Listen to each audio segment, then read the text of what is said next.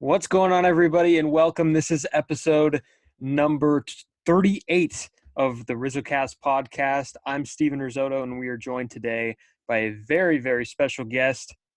He is the president of the Negro Leagues Museum in Kansas City, Missouri. It is Mr. Bob Kendrick. Mr. Kendrick, how are you doing today? I'm doing well, Stephen. How are you? I'm doing extremely well. Of course, I joked before that we're meeting, but it's not face to face, of course, since we are still living in COVID times. We had some sad news last week with the passing of Mr. Hank Aaron, one of the greatest baseball players of all time. In your opinion, in the museum's opinion, what is Mr. Hank Aaron, Hammerin' Hank as they used to call him? What is his lasting legacy in baseball? Not just baseball, but in the world. Yeah, no, and my heart is still a little heavy. As we are recording this today, they were having the memorial service in Atlanta, and I was asked to submit a video for the memorial service, looking back at his legacy, which began as a member of the Negro Leagues, 1952, with the Indianapolis Clowns. And that's where it all began, as a skinny, cross-handed hitting shortstop. So Henry Aaron, Stephen, was a right-hand hitter who hit with his left hand on top. That is unorthodox. The fear is that you would break your wrist hitting in that manner. And Henry Aaron was knocking the cover off the baseball in a highly unorthodox fashion. When he gets to the Clowns, they put the right hand on top, and the rest, as we say, is history. He was shortly after discovered by the Boston Braves, who would become the Milwaukee Braves, who, of course, would become the Atlanta Braves. And Henry Aaron, as you know, will go down in this sport as one of his all-time greatest players.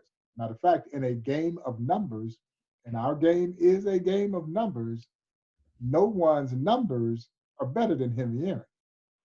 His total base record will never be broken. His RBI record likely will never be broken. You take away all 755 home runs, he still has over 3,000 hits. So he was more than just a home run hitter. And that's what everybody kind of remembers him as. He's one of the greatest all around baseball players this sport has ever seen. But you can never reduce Henry Aaron's illustrious career to just baseball. Baseball was a premise and a platform that allowed him to become an iconic civil rights leader, a humanitarian, a philanthropist, an astute businessman who was driven by a desire to make sure that those who had been marginalized in this country continue to quest to fight for equality and justice. And so his legacy as a human being supersedes his baseball career, and he's one of the greatest baseball players to ever put on a baseball uniform. Yeah, no doubt about it. And I think I looked up the total bases, and I think it averaged out to about 116 miles. I mean, you've got to be that's crazy. Yeah, I That's a think lot at of last, walking. I think at last check, somebody told me that he was 12 miles ahead of Stan Musial, who was the closest one to him. So I don't think that one is going to be broken. You know. That's unbelievable. I mean, you got to hop in a car and drive down the freeway if you want to catch up to Henry Aaron. That's pretty incredible. So he's a guy that came through the Negro Leagues, as you mentioned. Was Hank Aaron a guy that would come around the museum a lot? Was he always Yeah, there, no, or was we were all very fortunate to spend a considerable amount of time with Mr. Aaron. And you have to understand that he was, and I can't even hardly say it in the past tense. He is my favorite baseball player, and he is still my childhood idol. As a kid growing up in Crawfordville, Georgia, just east of Atlanta, 80 miles east of Atlanta, 50 miles west of Augusta. And so on the sandlot, I wanted to be Henry Aaron. And all the other kids knew I was going to be Henry Aaron. And I'm sure they were saying to themselves, dang, Bob always got to be Henry Aaron. Yep, Bob's Henry Aaron. And I get to meet him here in 1999, where I had the opportunity to take him and his wife, Billy, on a tour of the Negro Leagues Baseball Museum. It was one of the greatest days ever for me. And still to this day, my favorite person that I've ever toured through the Negro Leagues Museum. And we get to a photograph of him, and he's standing there at the train station in Mobile. Stephen, he must weigh 150 pounds, and as I shared in his memorial service video, at his foot was a duffel bag. And he told me, he says, Bob, I may have had 2 changes of clothes in that bag, $1.50 in my pocket, and a ham sandwich that my mama had made me, going to go chase that dream. And it worked out pretty well for the Hammer. And after we finished the tour, we had an event right across the street from the museum, a small theater called the Gym Theater. It's about 500 people. We had a roundtable discussion with him, and it was absolutely riveting. And when that was done, we go up to the mezzanine level of the Gym Theater, and I get to sit down and eat a platter of Gates barbecue ribs with my childhood idol. Man, it don't get any better than that, And so, yeah, and he's the only he's the only person that we've ever hosted here at the museum that I've been starstruck by. And every time I was in his presence, I was basically reduced to that almost 12-year-old kid who circled the bases in his mother's living room when Henry Aaron hit record home run 715 in Atlanta's Fulton County Stadium. I was circling the bases right along with him in my mother's living room. And every time I was around him, I was that kid again. And so, yeah, his presence will be sorely missed. Tremendous loss for the Negro Leagues Baseball Museum, a tremendous loss for the Negro Leagues family, and really a tremendous loss for the baseball world and the world in general to lose an icon like Henry Aaron. Yeah, and I heard someone say that this is not just something that goes on the sports page. This is something that goes on the front of the newspaper, and Absolutely. I Absolutely. 100% agree with that. Yeah. So let's hop into 2020. Of course, it was a year that was really hard, for you guys down there in Kansas City and everybody else that has some kind of business all over the world. Oh, yeah. So when COVID-19 hit, what was the process like dealing with, the pandemic from a business standpoint? We had to make it up as we went along. There was no experience to draw from. Even in the best of crisis management situations, you don't get a pandemic. So yeah, there's nothing to draw from. And we shut down March 14th, and we were literally closed for 3 months, from March 14th until June 16th. But prior to that, we had launched our 100th anniversary celebration last year, marked the 100th anniversary of the birth of the Negro Leagues. We get off to a flying start. The commissioner of Major League Baseball is here, and other dignitaries gathered with us to commemorate the anniversary of the 100th anniversary in the very building that the leagues were formed here in Kansas City in 1920, the Purcell YMCA. We go back in. And at that point in time, Major League Baseball and the Players Association announced a joint $1 million contribution to the Negro Leagues Baseball Museum.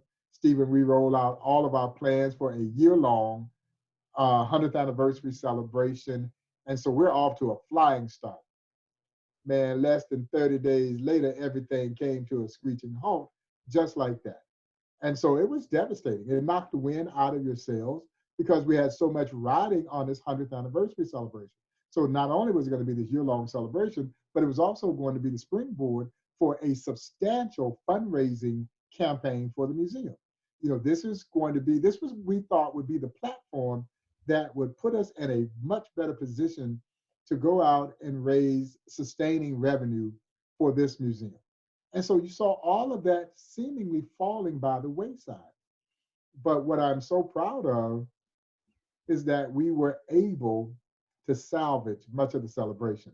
We couldn't do the group gathering things that we had hoped to do, but the story of the Negro Leagues is built on resiliency.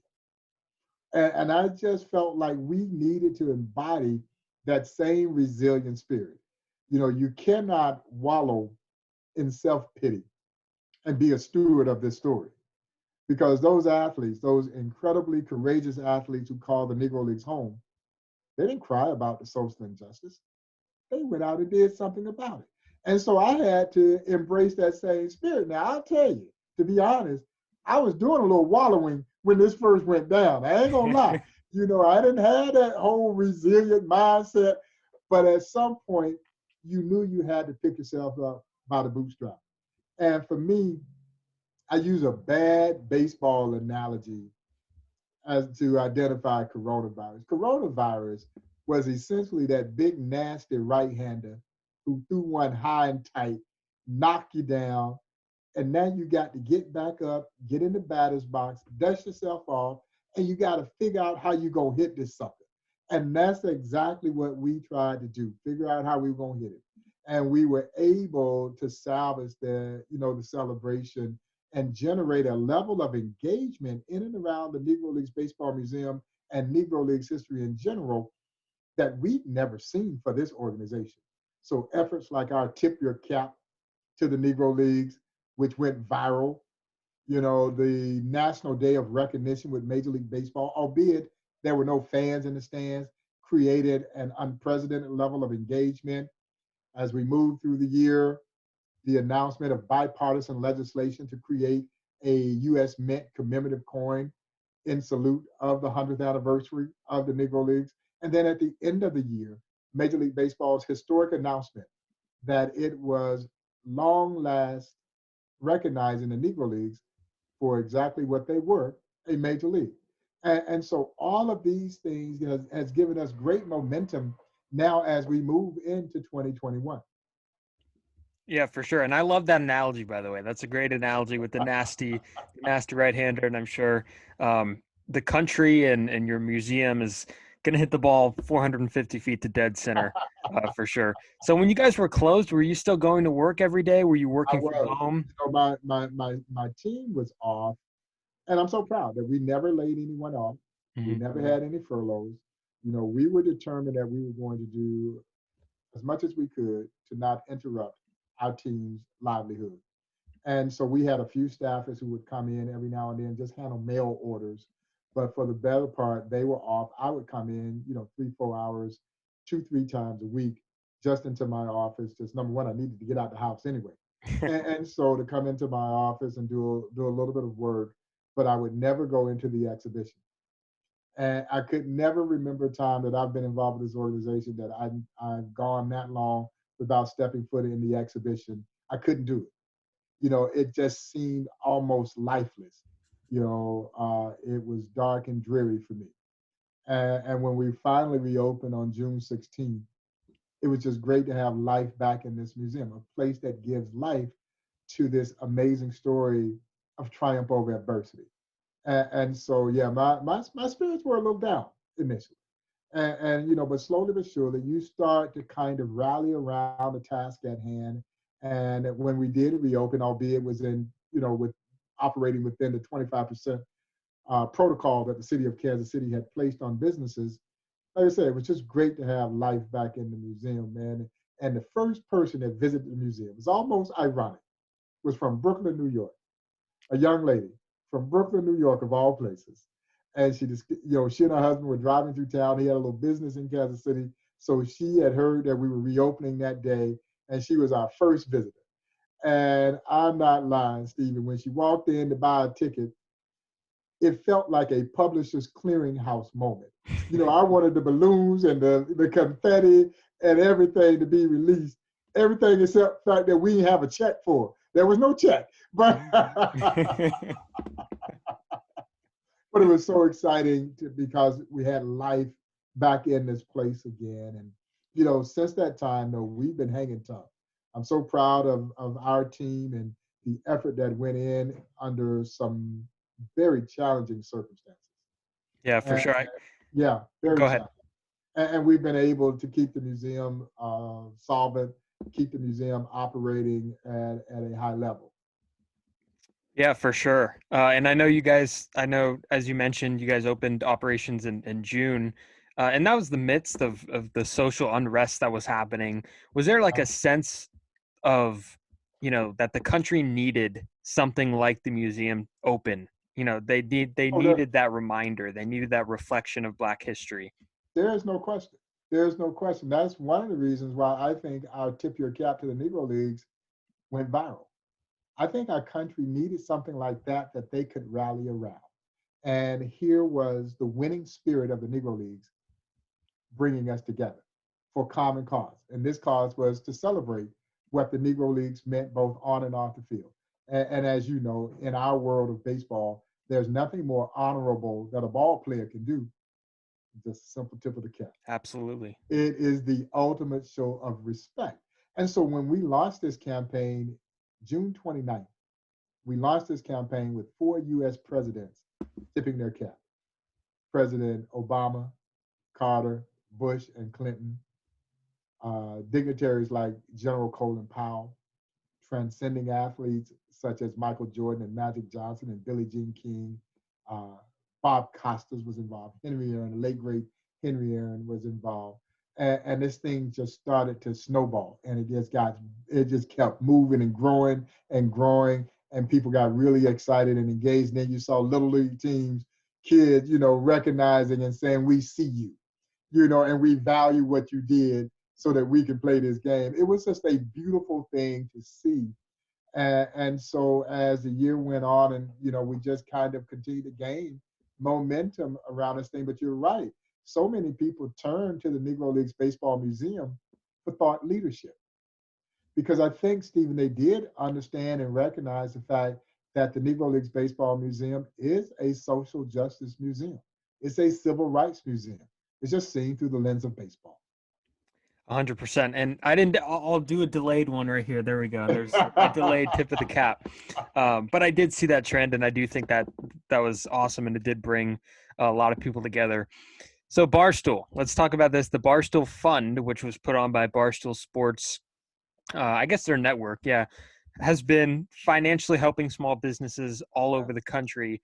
And the Negro League Museum is getting a bit of a boost. So explain how this came about with Barstool. Totally by happenstance. Yeah, I didn't even know of the fund. And I tip my cap to Dave Portnoy and all who have been involved and supported, because they raised, at last count, last time I saw, over $22 million, from the private sector to support small businesses who had been, hurt by the pandemic. And a supporter, a friend of the museum, found out about this. And he submitted our name to see if they would accept us as a possible applicant. They responded back, yes. At that point in time, shamelessly, I'm in Orlando. I had gone off on a golf getaway. And so I get a distress call saying, hey, we need to get some information in right away to this Barstool Fund. They are considering us for a grant. So we maneuvered and got the information. And then at that point in time, they responded back and said, okay, you guys look like you are a fit for what we want to do. We need a video. We need a video of you telling us why we should support the Negro Leagues Baseball Museum. Now, again, I'm in Orlando trying to hit the golf ball. Let me finish this hole. So I'm not even at the museum. And so they said, and the caveat was, not only do we need this video, we need this video right now. Oh, that's great. And so I sat down in the place that we were staying and recorded the video, just impromptu video. I don't have the museum as a backdrop or anything, just some painting that was in the living room of this place that we were staying. I record the video, get it uploaded. And so the young man who had submitted the application on our behalf, he got it sent over to Barstool. And he had said, now, if they are going to fund, you will get a FaceTime from Dave. And so I'm like, well, okay, well, we got it in. We'll see what happens. That was all on a Friday. Saturday evening, after we'd finished a round of golf, we had gone to get takeout. We got some pizza and was headed back in. So I missed the first FaceTime call. I missed it. But they'd already told me, said, if you missed the call, don't call back. He'll call you back. And sure enough, 15, 20 minutes later, I get another FaceTime call that's from Dave Portnoy congratulating me and the museum that we had been selected to receive this grant, which is providing a big boost in terms of our operational needs. And so it was it was an incredible honor. We had a great conversation that kind of got posted on social media. People went nuts, over the conversation, and so it was pretty cool. But it all happened by happenstance.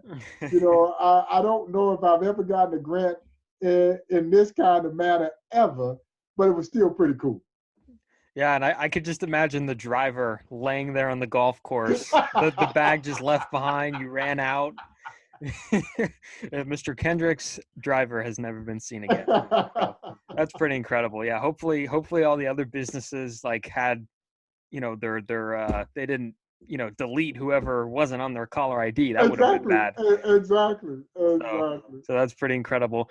Were you familiar with Barstool beforehand? I mean, I knew the name and I knew, I knew the brand, but I didn't know a whole lot about them, and so that made it even more fascinating for me as well. And, I have to tip my cap to a young man named Chad Peter who submitted the museum and then saw a lot of this kind of move through the pipeline to the point where we could get with me recording this video. And I guess whatever I said in the video must have resonated because they certainly responded. Yeah, for sure. So Chad, shout out to you. Absolutely. Big shout out. You owe Mr. Kendrick here new some more golf clubs here. um, so everyone looks at Cooperstown and the Negro Leagues Museum often gets overlooked, from Cooperstown, but everyone that has visited Kansas City says that the Negro League Museum is a must-see destination. How has this incredible museum, stayed relevant and interesting after, 65 to 70 years after the Negro Leagues, played their last game, played their last season? Yeah. It's so interesting to me.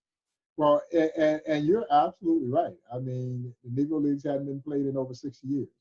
And I think the challenge for any museum, and particularly history museums and cultural institutions like ours, is how do you make it relevant? But the life lessons that stem from the Negro Leagues are very pertinent. That is why the museum has been such a wonderful tool of trying to bridge the racial gap in this country. But I think the other thing that has aided us in this journey, this almost improbable journey for a little museum that began in a one-room office about a fraction of the size of this office that I'm sitting in, when no one gave it any chance of succeeding. And here we are now in our 31st year of operations and recognized as America's National Negro Leagues Baseball Museum. You believe, and you have to believe, that this was a story that needed to be preserved. It needed to be celebrated. We needed to educate the public about a piece of baseball and Americana that most had no idea even existed, no less to the magnitude in which it existed. And so I think the thing that separates us from our great friend, the Hall of Fame, National Baseball Hall of Fame, wonderful place. And particularly if you like stuff. They got more stuff than they will probably ever be able to display. But this museum is about a story. It is about a very powerful, compelling, inspirational story that had escaped the pages of American history books. So, for the moral majority of the people who come to see us, this is an awakening. And the first thing that you usually hear from them is, I didn't know that. Well, of course you didn't know. And as my late mother would say, you don't know what you don't know, because in this case, you had no way to know it. It's not there in history books. And so people are amazed, Stephen, by what they learn, but you leave a little bit dismayed by the fact that I just now had an opportunity to learn it. Why didn't I know this when I was in school? And the answer is simple. American historians did us all a tremendous disservice. They kept this wonderful piece of baseball and Americana away from us. So countless generations of us have gone through our own formal educations without knowing one of the most significant chapters, not in baseball history, but in American history. And that's that powerful and compelling story of the Negro Leagues. And so we feel like we have a very special place, as it fits in between sports and history. And so a lot of people have responded to this, and more people are responding. Because when you think about the story of the Negro Leagues, it is everything that America prides herself in. It's about pride and passion and perseverance determination, and courage. And it's all based on one simple principle. You won't let me play with you in the major leagues. Okay, then I'll just create my own league. And then my league will rise to rival, and in many cities across this country, surpass the league that wouldn't let me play. There's something very American about the spirit. So while America was trying to prevent them from sharing in the joys of her so-called national pastime, it was the American spirit that allowed them to persevere and prevail. And that is very triumphant in nature. Yeah, so people think sometimes that they're going to experience a sad, somber story. You got the wrong place. Now, there's nothing sad about this story. This is a celebration, and it is the celebration of the power of the human spirit to persevere and prevail.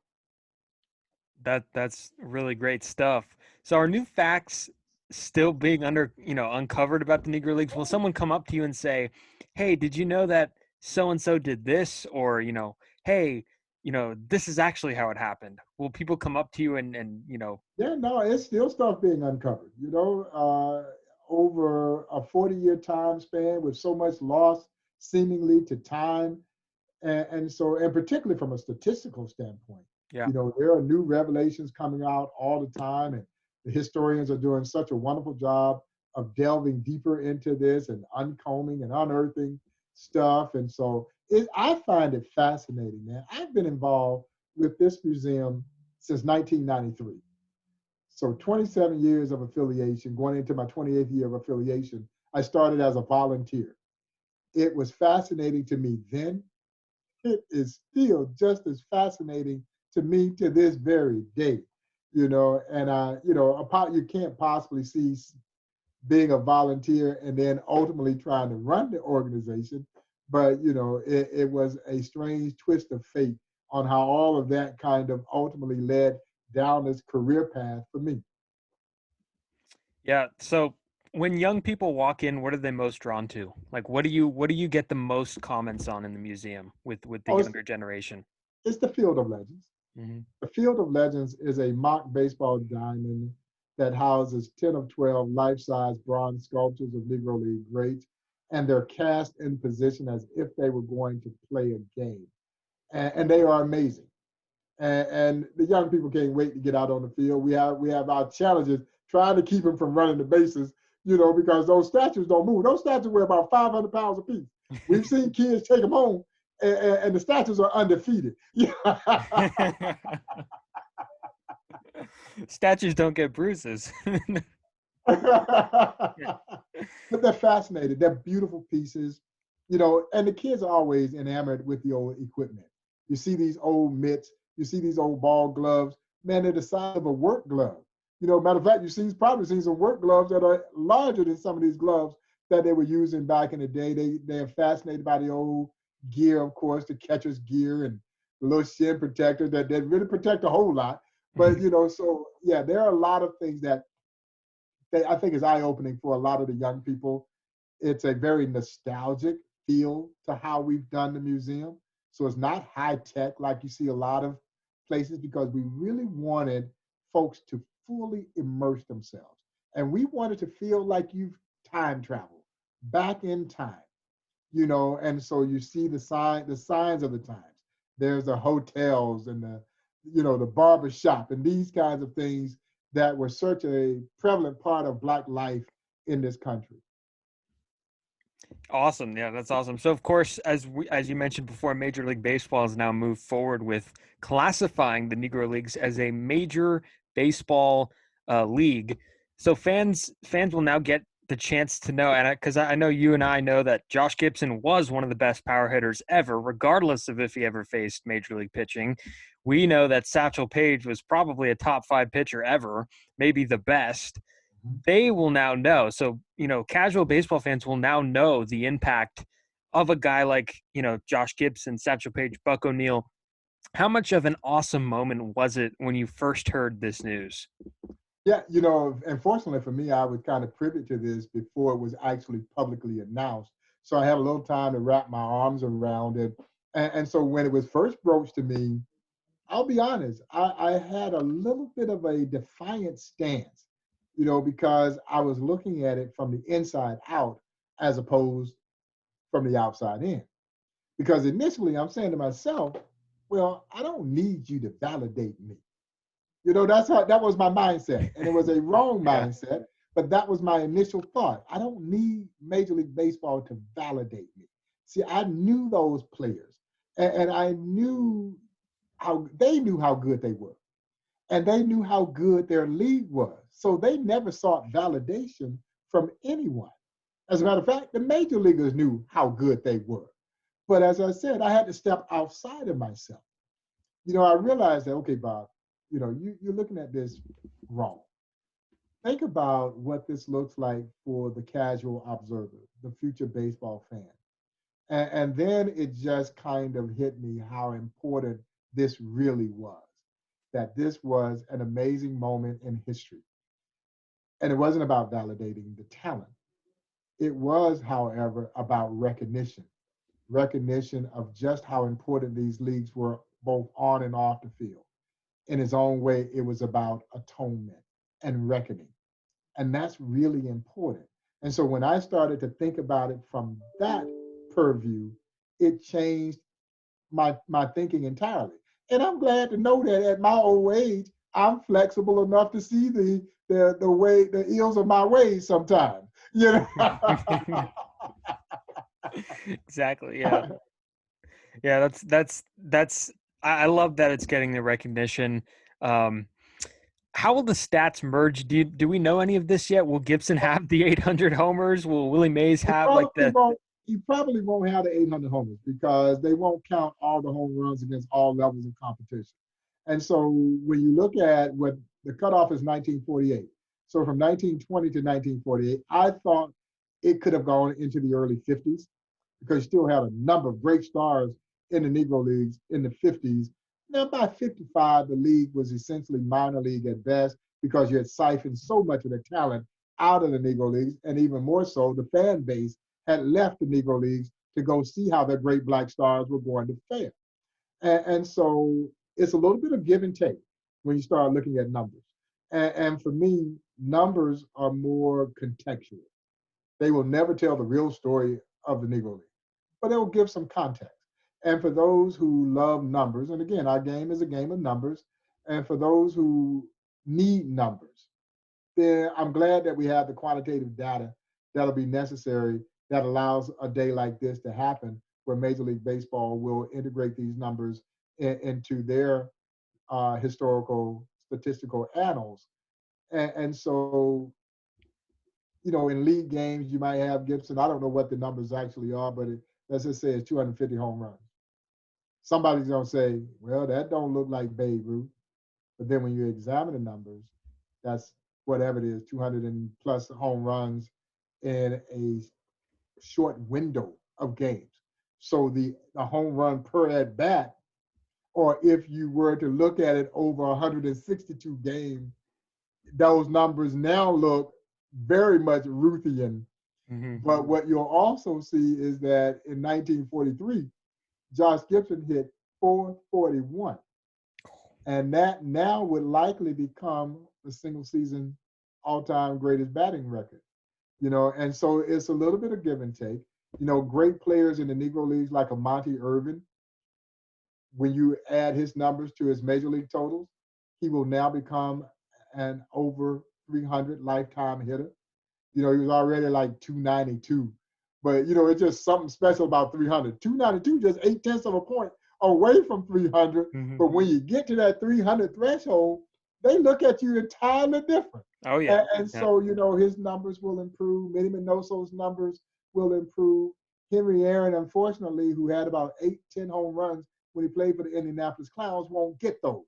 But, if he had gotten those, and he was there in 1952, if he'd gotten those, that would have pushed his home run total up. He hit 467 that season that he was in the Negro League. I'm going to say that again. He hit 467. Yeah, that's a few more miles. A few more miles. That's crazy. Yeah, that's crazy and to think. 18 years old now. He's 18 years old, Stephen, playing with grown men. Mm-hmm. Playing with grown men. Yeah. Now that was this kid was destined for greatness. 100%. Yeah, for sure. And I was thinking about it. If, hypothetically, if Gibson's numbers did have like 800 homers or something, it would be such an unbelievable. Because if I were to go back, if you and I were to go back in 1920 and tell someone, hey, in 100 years, the top three home run hitters in the game will all be African American. Yeah, That would nobody be would have amazing. ever believed you. Mm-hmm. Nobody would have believed you. And that's what you were right on the money. And that's why it's still so hard for people to believe what these guys in the Negro Leagues accomplished. Because again, if it didn't happen in the major leagues, people think it didn't happen. And so, yeah, you're right. But this is kind of a great window to look at it, at what happened when the door is open. So if this happened when the door is open, don't you think that it might have been possible that there were some other guys in this league that were just as good or even more frightening, better than a Henry Aaron and a Willie Mays, and an Ernie Banks and a Roy Campanella? And so it is highly likely and highly possible, because there was talent galore in these leagues.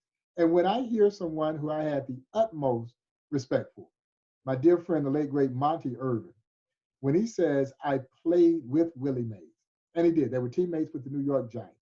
He mentored Willie Mays, and I played against Henry Aaron, and neither of them are Josh Gibson. It just makes you wonder, how good was Josh Gibson? Yeah. And that's part of the magic. That's part of the magic. Yeah. But again, you think of it, and I talk about this all the time.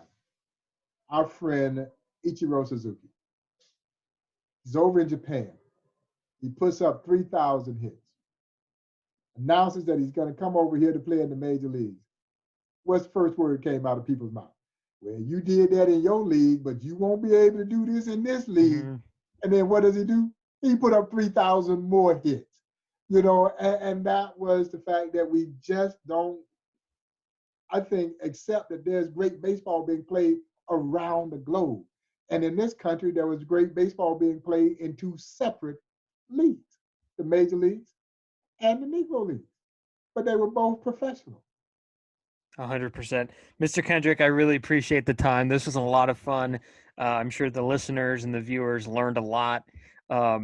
Congratulations again on the fun by Barstool. Turn the ringer up on your phone. But that's pretty awesome, and I appreciate the time. Yeah, no, man, it's my pleasure. Thanks for having me. You guys could follow Mr. Bob Kendrick on Twitter. He's very active on Twitter at NLB Prez, Prez. Tweets a lot of great stuff if you want to keep up with some of the happenings of the Negro League Museum. And you guys could also go on their website at NLB.com. So I checked it out. By the way, I looked at the shop. Some of the stuff on there is really cool. So maybe I'll have to check it out even more. So it was pretty awesome. So I appreciate you joining me. Thank you guys for listening. Thank you guys for watching, and have an incredible day.